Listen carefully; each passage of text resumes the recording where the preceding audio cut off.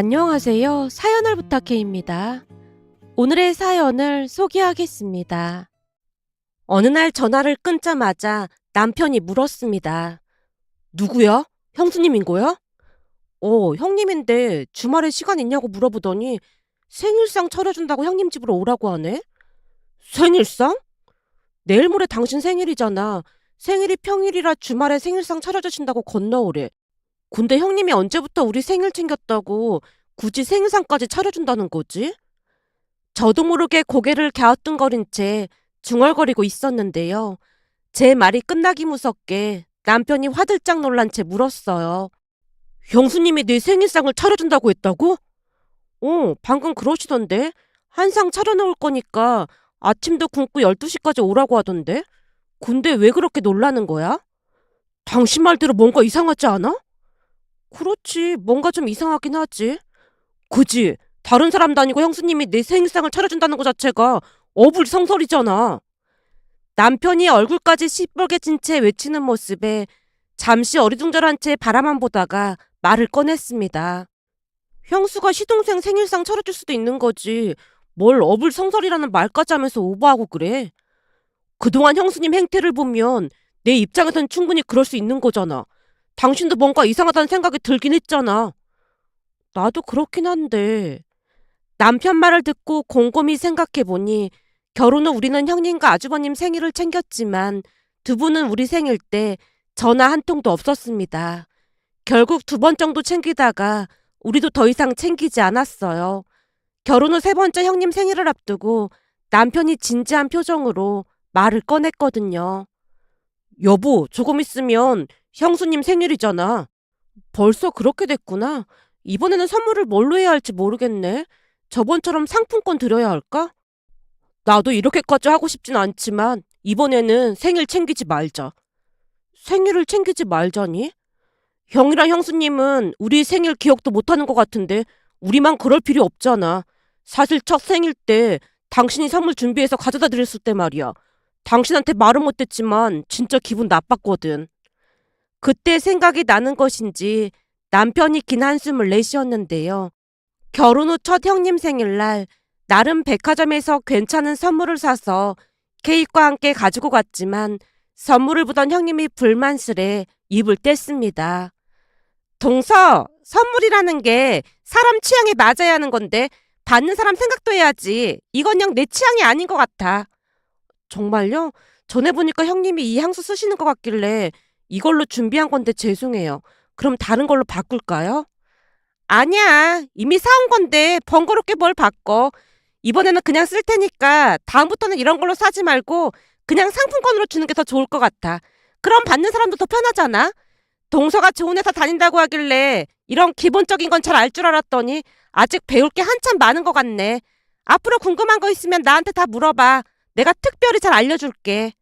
형님이 선심이라도 쓰는 것처럼 말했는데요. 그의 형님은 우리 생일날 전화조차도 없었습니다. 하지만 육아를 하다 보니 바빠서 그럴 수 있겠다 싶은 생각에 그냥 넘기고 말았어요. 그리고 그 다음에 형님 생일날에는 백화점 상품권을 했지만 역시나 형님은 우리 생일을 전혀 챙기지 않았습니다. 결국 3번째 형님 생일을 앞두고 남편이 생일을 챙기지 말라고 했고 사실 저도 그동안의 형님의 행동에 기분이 나빴던지라 형님 생일을 모른 척 했습니다. 그런데 다음날 형님이 전화를 해서 서운한 티를 냈어요.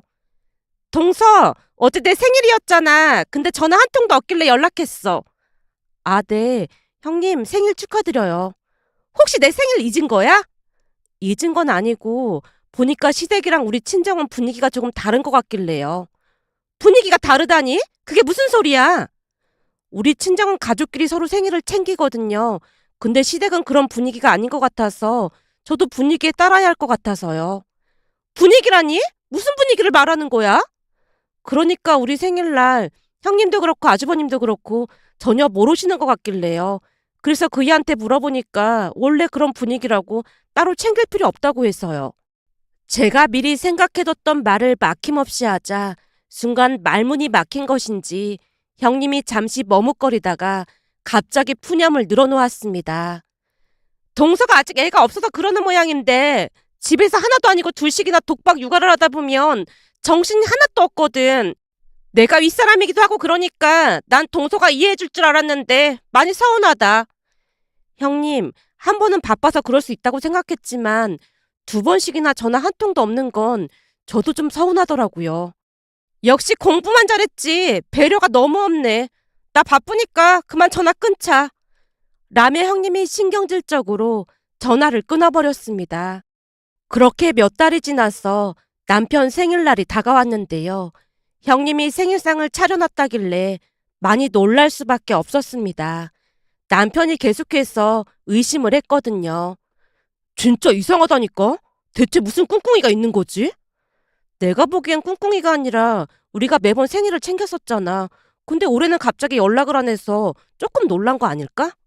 놀라? 누가 놀라? 형수님이? 형님이 생일 다음날 전화 와서 많이 서운하다고 했잖아. 아마도 우리가 너무 갑자기 변한 것 같으니까 달래려고 그러는 거 아닐까? 글쎄, 그동안 형수님 겪어본 사람으로서 절대 그럴 리가 없어. 남편이 고개를 세차게 내저으며 입을 비쭉 내밀었습니다. 하지만 저는 깊게 생각하지 않은 채 그냥 웃어넘기고 말았는데요. 남편은 유난히도 형님에게 적대적인 모습이었으니까요. 그렇게 시간이 지나 주말이 되었고 아침부터 형님에게서 다시 전화가 왔습니다. 동서, 내가 한상 차리고 있으니까 아침 많이 먹지 말고 건너와. 집에서 차리느라 힘드실 텐데 간단히 외식해도 괜찮아요. 뭐니 뭐니 해도 집밥이 최고 아니겠어? 내가 마음 먹고 차려놨으니까 12시까지 와. 알겠어요. 라며 전화를 끊었는데요. 평소와는 달리 형님 목소리가 많이 부드럽게 느껴졌습니다. 전화를 끊고 나서 고개를 갸우뚱거리고 있자 남편이 물었어요. 왜? 무슨 일인데 그래? 형님인데 아침 간단하게 먹고 건너오래. 근데 형님 목소리가 평소와는 좀 다른 것 같아. 왜? 뭐가 다른데? 그러니까 뭐라고 해야 할까? 평소에는 조금 차가운 목소리였다면 지금은 조금 부드럽고 애교까지 섞인 그런 목소리였어. 거봐, 무슨 꿍꿍이가 있는 게 분명하다니까? 우리 그냥 못 간다고 연락할까? 말이 되는 소리를 좀 해. 내가 볼 때는 뭔가 이상해. 분명히 뭔가 꿍꿍이가 있는 거라니까? 사실 그동안 형이랑 형수님이 부모님 생일도 제대로 안 챙겼거든. 근데 내 생일상을 차린다는 게 말이 안 되는 거잖아. 그건 또 무슨 말이야? 부모님 생일도 안 챙겼다니. 내가 창피해서 말 못했던 건데 형이랑 형수님 결혼하고 한동안은 각자 부모님은 알아서 챙기자고 하면서 형수님은 우리 부모님 생일날 내려가지도 않았어. 물론 전화 한 통도 없었고 말이야. 진짜? 그럼 아주버님도 안 챙긴 거야? 당연히 아니지. 사돈어르신 두 분 생신날은 형네 집으로 굳이 오셨다잖아. 그러다 보니 그런 걸로 한동안 말다툼하고 그런 모양이야. 아, 그러니까 아주버님이 불만을 가졌다는 말인 거지? 그렇지. 형 입장에서는 엄청 웃기는 일이잖아. 그래서 형이 부모님 생신 때도 올라오시라고 했던 모양인데 그 말 듣고 형수님이 기겁을 한 채 생신 챙기는 것 같더라고. 우와, 진짜 대단하다. 라는 말이 저도 모르게 터져나왔는데요. 형님의 사고방식을 이해하려고 해도 도무지 이해할 수가 없었으니까요. 그러다 보니 조금씩 형님의 행동이 의심되기 시작했습니다. 남편 말처럼 그런 형님이 아무 이유도 없이 남편 생일상을 차려줄 리 만무하다는 생각이 들었거든요. 그러면서 무슨 생각을 하고 있는 것인지 불안해지기 시작했지만 이미 약속을 했던지라 잠시 후 형님 집으로 출발했는데요. 도착해서 보니 한상 가득 음식이 차려져 있는 모습을 보며 더욱 불안해지기 시작했습니다. 형님, 힘드실 텐데 뭘 이렇게 많이 차리셨어요? 아니야. 그동안 내가 못 챙기게 미안해서 차린 거니까 얼른 앉아서 먹어. 서방님, 생일 축하드려요. 많이 드세요. 아, 네. 감사합니다. 남편은 여전히 떨떠름한 얼굴이었는데요. 차려진 상을 보면서 더욱 의심 가득한 그런 표정으로 변해 있었습니다. 하지만 생각했던 것보다 음식이 정말 맛있었기에 잠시 편견을 내려놓고 맛있게 밥을 먹었습니다. 식사를 하고 난 뒤 뒷정리를 하려고 자리에서 일어났는데요. 형님이 극구 말렸어요. 동서, 내가 할 테니까 그냥 앉아있어. 아니에요. 음식까지 하셨는데 설거지는 제가 할게요. 괜찮아. 그러니까 얼른 앉아. 정 미안하면 커피나 내려오던지. 아, 네, 알겠습니다. 그리고 갈 때 반찬 좀 싸줄까? 반찬을요? 아까 보니까 잘 먹는 것 같길래. 그럼 저야 감사하긴 한데 괜히 번거롭지 않을까요? 아니야, 내가 담아줄 테니까 가지고 가. 형님 말에 조용히 고개를 끄덕이고는 커피를 내려서 거실로 가지고 나갔고 이런저런 이야기를 나눴는데요. 역시나 잠시 후 형님이 조심스레 말을 꺼냈습니다. 저기 사실은 우리가 서방님이랑 동서한 때 할 말이 있거든요. 형님 입에서 그 말이 새어나오자마자 남편 얼굴에 긴장의 빛이 감돌았습니다. 결국 제가 조용히 물었어요. 할 말이라니요? 그게 동서랑 서방님도 알다시피 조금 있으면 우리 하준이 하영이가 학교에 가야 하잖아요. 그래서 말인데 제가 들어보니까 동서랑 서방님이 사는 그쪽이 학군족기로 유명하더라고요. 초등학교부터 고등학교까지 다 있고 좋은 학원들도 엄청 많고요. 동서도 그런 얘기 들어봤지? 글쎄요. 요즘은 어딜 가나 아파트 근처에 학교 다 있는 것 같던데요. 아니야. 들어보니 동서네가 사는 동네가 학군이 아주 좋다고 하더라고. 이게 인맥도 엄청 중요하다 보니까 학군을 절대 무시 못하거든. 근데 갑자기 그 얘기는 왜 하시는 거예요? 그러니까 내가 하고 싶은 말은 학군이 무진장 중요한데 우리 애들이 곧 학교를 가야 하잖아? 그래서 학군 좋은 그쪽에서 학교를 보내고 싶거든. 아, 그럼 우리 집 근처로 이사를 오겠다는 말인 거예요? 그렇지. 그쪽으로 이사를 가고 싶다는 거지. 그래서 말인데 동서랑 서방님은 아직 애도 없으니까 집을 다시 바꾸는 건 어떨까요? 순간 형님 입에서 집을 바꾸자는 말이 새어나오자마자 남편이 벌떡 일어나서 외쳤습니다. 그건 그때 이미 엄마 아버지 앞에서 말 끝난 거잖아요. 그러니까 제가 이렇게 부탁을 하는 거잖아요. 학군 때문에 그런 거니까 동서랑 서방님이 이해 좀 해주세요. 제가 이렇게 부탁 좀 드릴게요. 죄송한데 그건 어려울 것 같습니다. 오늘 밥은 잘 먹었습니다. 그럼 우리는 이만 가볼게요. 여보, 우리 그만 가자. 남편이 제 손을 잡아 끌었기에 대충 인사를 하고 나왔는데요. 차에 타자마자 남편이 불만스레 입을 뗐습니다. 진짜 양심이 없어도 너무 없네. 사람이 어쩜 저렇게 뻔뻔할 수가 있지?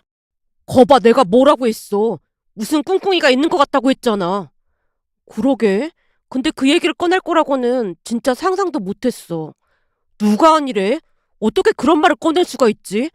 최근에 집값을 확인한 게 분명해. 집값이라니? 그게 무슨 소리야?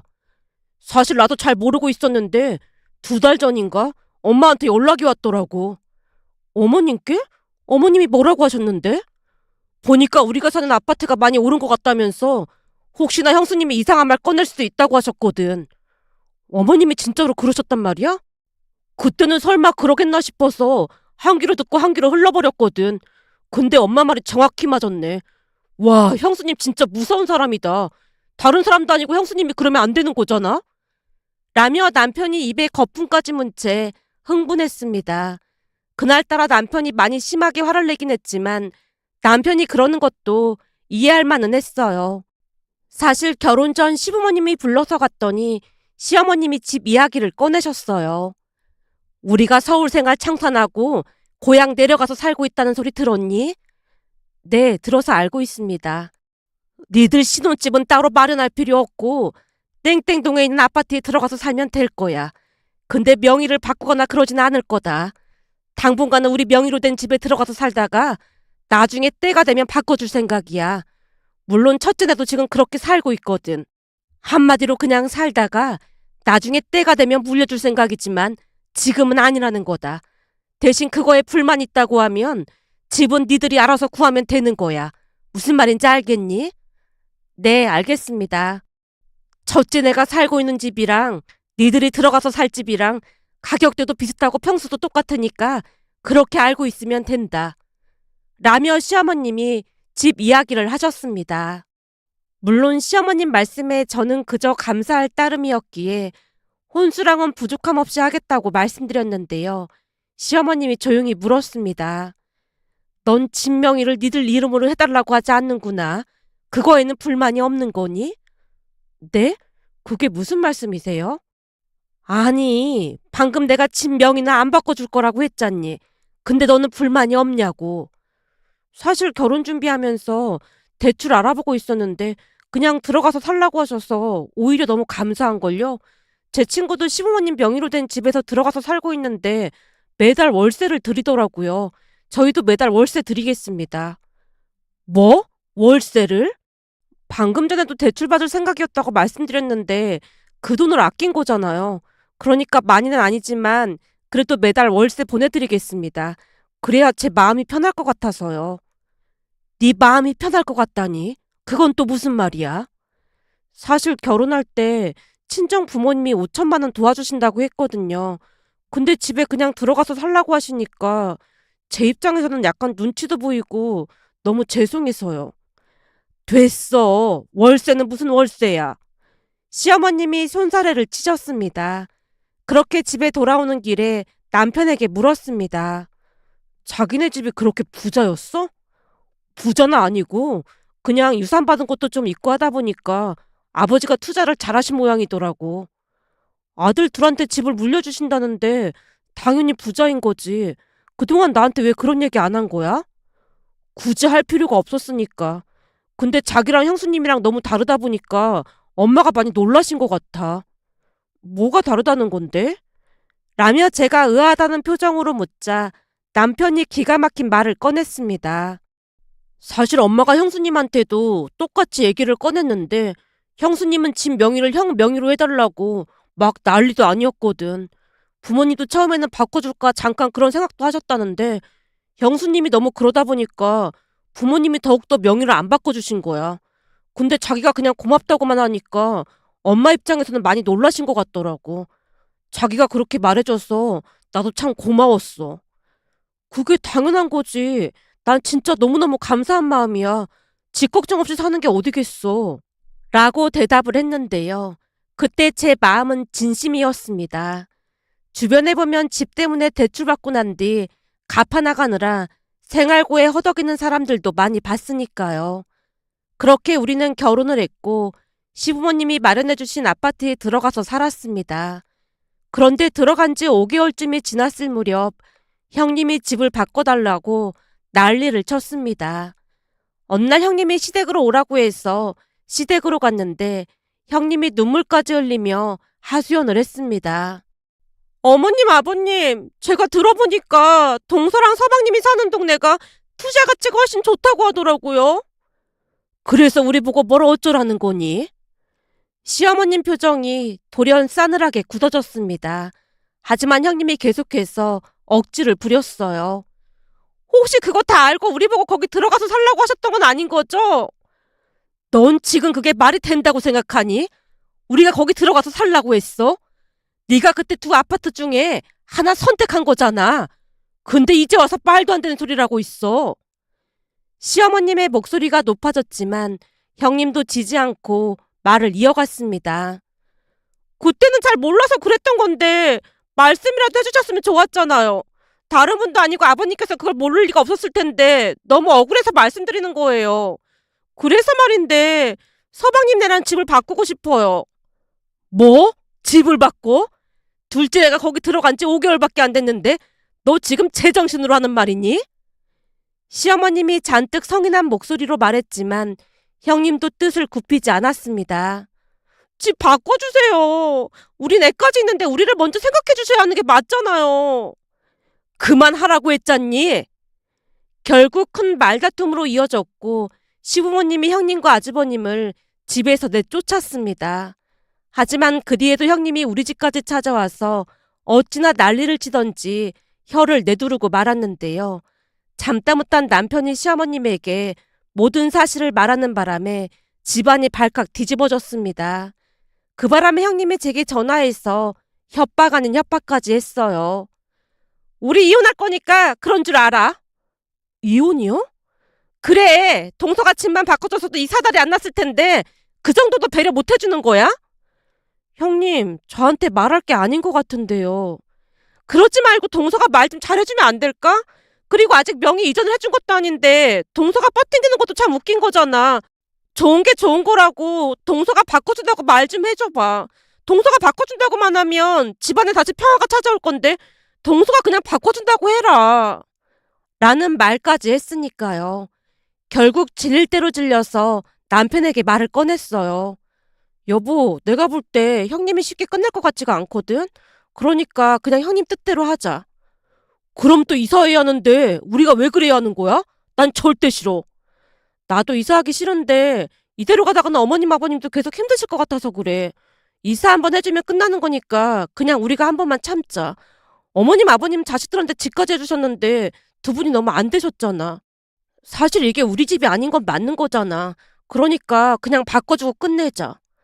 라는 말에 남편이 억지로 허락을 했습니다. 그렇게 우리는 5개월 만에 다시 이사를 할 수밖에 없었습니다. 그런데 또다시 형님이 집을 바꿔달라고 했으니 우리 입장에서는 기가 막힐 수밖에요. 하지만 저는 형님이 정말 이해가 되지 않았기에 남편에게 말했어요. 근데 진짜 이해가 안 되는 게 집 명의가 우리 걸로 되어 있는 것도 아닌데 왜 저러는 건지 모르겠어. 그야 부모님이 나중에 지금 살고 있는 집을 명의 이전해준다고 하니까 그렇지. 그러니까 100% 집을 물려줄 거라고 생각하고 그러는 거겠지. 그치만 그게 확정된 것도 아닌데 굳이 저럴 이유는 없을 것 같거든. 사실 내일이라도 어머님 아버님께서 나가라고 하면 우리는 그냥 나가야 하는 거잖아. 근데 대체 왜 그러는 건지 정말 이해할 수가 없어. 그래서 당신은 어떻게 할 생각인데? 어떡하긴 뭘 어떡해. 난 절대 바꿔줄 생각도 없고 엄마도 절대 바꿔주지 말라고 했잖아. 그럼 난 모르는 일이니까 당신이 알아서 해. 알았어. 혹시 모르니까 형수님 전화번호랑 다 차단해. 라는 남편 말에 전화번호를 차단했습니다. 그 뒤에도 형님이 난리를 쳤는데요. 며칠 뒤에는 집 앞에서 기다리고 있기까지 했습니다. 동서, 내가 진짜 미안한데 다시 한 번만 바꿔줘. 그럼 앞으로 절대 바꿔달라는 말 안 할게. 형님, 저번에도 그 말 했었잖아요. 제가 알기로는 그때 시부모님 앞에서 각서까지 쓴 걸로 알고 있는데 자꾸 이러시면 저도 곤란해요. 부모 자식 간의 각서가 다 무슨 소용이겠어. 그러니까 집 좀 바꿔주라. 형님이 매달렸지만 제가 매몰차게 떼어내고 집으로 들어왔습니다. 제가 허겁지겁 들어가자 남편이 물었어요. 설마 형수님 온 거야? 진짜 형님 왜 저러는 거야? 저 정도면 진짜 성격에 문제 있는 거 아니야? 내 말이 그 말이야. 도저히 안 되겠다. 엄마 아버지한테 말해야겠어. 남편이 시어머님께 전화를 해서 있는 사실 그대로를 말했고 다음날 아침 일찍 시부모님께서 올라오셨는데요. 형님과 아주버님을 우리 집으로 부르셔서 조용히 말씀하셨어요. 니들 내 집에서 이제 그만 나가줘야겠다. 네? 그게 무슨 말씀이세요? 니들은 내 집에서 살 자격이 없어. 요즘 젊은 사람들 중에 집 있는 사람이 얼마나 되겠어. 근데 우리는 니들 편하라고 배려해 준 건데 니들 행동이 너무 괘씸해서 도저히 봐줄 수가 없어. 이번 달 말까지 집 비우도록 해. 엄마 아버지 잘못했어요. 글쎄 다 필요 없고 너도 똑같으니까 더 이상 말도 꺼내지 마. 시어머님이 싸늘한 목소리로 단호하게 말했는데요. 그 와중에 형님이 아무렇지도 않게 물었어요. 그럼 우리는 어디 가서 살아요? 그걸 왜 우리한테 물어? 그건 니들이 알아서 하는 거지. 지금까지 집 걱정 없이 살았으면 돈 모은 거 있을 거 아니야. 그걸로 알아서 집 구해서 나가 살면 되잖니. 우리가 모은 돈으로 아파트는 어림도 없단 말이에요.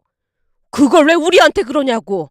우리는 모르는 일이니까 이번 달 말까지 무조건 집 비워. 우린 지금 부동산에 가서 전세 내놓으라니까. 라며 시부모님이 부동산에 가서 시세보다 낮은 가격에 전세를 내놨습니다. 처음에는 시부모님이 겁을 준다는 생각을 했던 모양인데 정말로 집을 내놓자 형님이 안달복달하기 시작했어요. 어머님, 이러시는 게 어딨어요. 우리 집이잖니. 우리 맘대로 하겠다는데 니들이 뭔 상관이야. 나중에는 집 팔아서 다 쓰고 갈 테니까 그런 줄 알아라. 그렇게 두 분이 내려가셨습니다. 그 뒤 형님이 이혼을 한다 만다 난리를 쳤지만 작정이라도 하신 듯 상관도 하지 않았습니다. 나중에는 형님이 이혼한다고 서류까지 작성하는 지경에 이르렀고 아주버님이 시부모님께 울며 불며 빌어댔는데요. 두 분 생각은 확고하기만 했습니다. 결국 두 사람은 쫓겨난 채 오래된 빌라의 전세로 들어갔습니다. 그동안 모은 돈도 얼마 되지 않은 모양으로 여기저기 대출까지 받았다고 들었으니까요. 물론 그 뒤에도 우리에게 전화를 해오는 바람에 우리는 두 사람 전화번호를 완전히 차단한 상태인데요. 며칠 전에도 모르는 번호로 전화가 와서 받았더니 형님이 울며불며 도와달라고 매달렸습니다. 하지만 제가 끼어들 일이 아니었기에 바로 전화를 끊어버렸어요. 그런 형님 모습을 지켜보면서 결국 욕심이 화를 부른 게 아닌가 하는 생각과 함께 시부모님께 감사한 마음으로 살았다면 얼마나 좋았을까 하는 생각이 들어 이렇게 글 남겨봅니다. 오늘의 사연은 여기까지였습니다. 즐겁게 보셨다면 구독, 좋아요 부탁드립니다. 고맙습니다.